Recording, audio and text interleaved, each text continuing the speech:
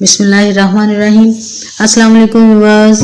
आज मैं आपके साथ दीमक को ख़त्म करने के कुछ टिप्स, कुछ रेमेडीज़ आपके साथ शेयर करूंगी कि जिसके बाद दीमक का जड़ से ख़ात्मा हो जाएगा और हमेशा हमेशा के लिए दीमक आपके घर से चली जाएगी।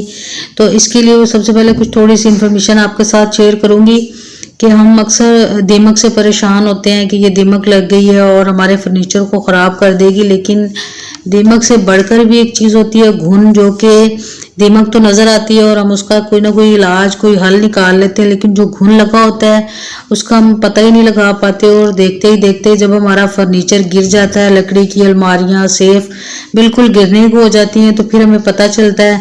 तो इसलिए जो घुन है वो दीमक से भी ज़्यादा ख़तरनाक है। इन दोनों को किस तरह हम घर पर रहते हुए किचन की चीज़ों के साथ इसका इलाज कर सकते हैं, तो इसी की रेमेडी आज मैं आपके साथ शेयर करूंगी, तो जिसके साथ आप अपने कीमती सामान को महफूज कर सकते हैं। और साथ में इस रेमेडी को अगर आप एक दफ़ा यूज़ कर लेंगे तो मेरा दावा है कि दोबारा कभी भी आपके फर्नीचर को घुन नहीं लगेगा, दीमक नहीं लगेगी।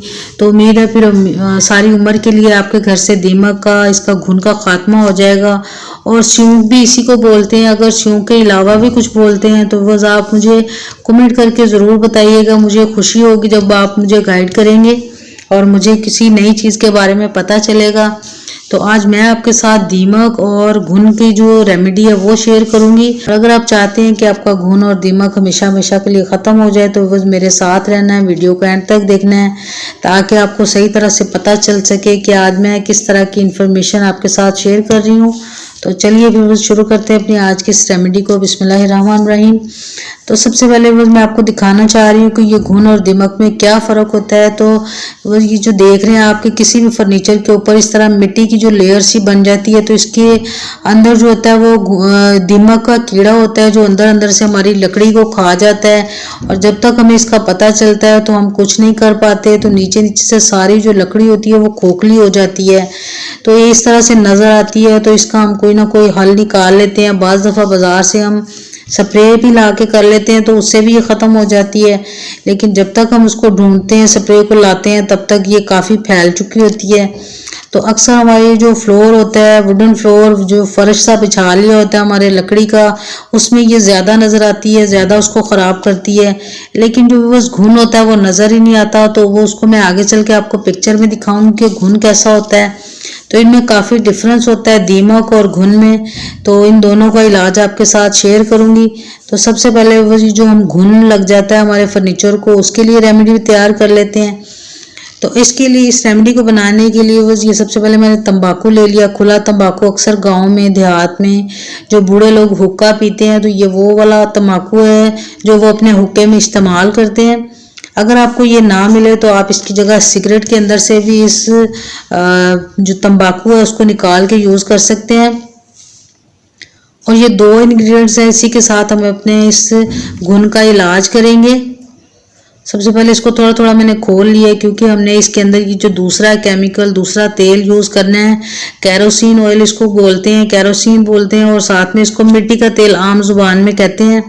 तो इन दो चीज़ों के साथ ही इसका हम अच्छा सा इलाज निकालेंगे, जिसके बाद घुन और दीमक दोनों का हमेशा हमेशा के लिए जड़ से ख़ात्मा हो जाएगा।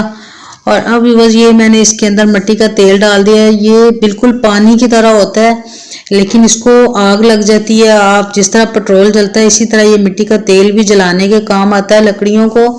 तो इसलिए इसको इसमें मैंने डाल के तो रात भर के लिए रख लिया है मिट्टी के तेल के अंदर। जब इस तंबाकू का असर आ जाएगा तो फिर हमारी समझें कि रेमेडी बिल्कुल तैयार हो गई है। और अब बस इसको इस तरह से एक सिरिंज के अंदर हम भर लेंगे। ये इंजेक्शन, ये सिरिंज आपको कहीं से भी मेडिकल स्टोर से इजीली मिल जाएगी। अगर आपके घर में यूजेबल भी पड़ी है तो आप उसके साथ भी इसका इलाज कर सकते हैं घुन का। तो अब ये देख रहे हैं कि आप इसको मैंने भर लिया, और अब मैं आपको दिखाती हूँ कि घुन किस तरह का होता है।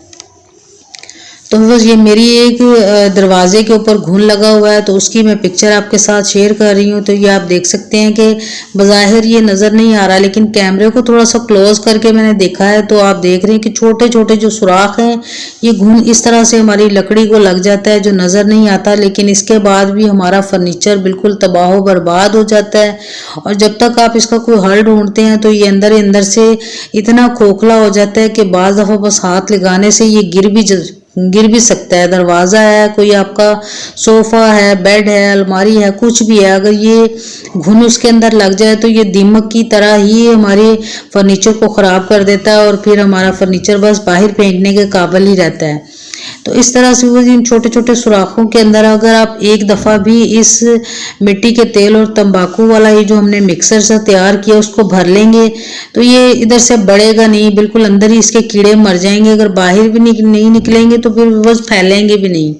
तो इस तरह से आप अपने फर्नीचर को सेव कर सकते हैं। दूसरा, ये मेरे बेड के ऊपर थोड़ा सा ये घुन लगा हुआ था तो उसको मैं क्लोज कर रही हूँ, लेकिन उसका कलर थोड़ा डार्क है, शायद आपको व्यू में मिसिंग आए, नज़र ना आए, लेकिन ये उसके अंदर मैं इंजेक्शन के साथ जब ये इस मटेरियल को भरूंगी तो बस यहीं पे स्टॉप हो जाएगा, ज़्यादा बढ़ेगा नहीं और हमेशा हमेशा के लिए अंदर ही मर जाएंगे इसके कीड़े और फैलेंगे नहीं।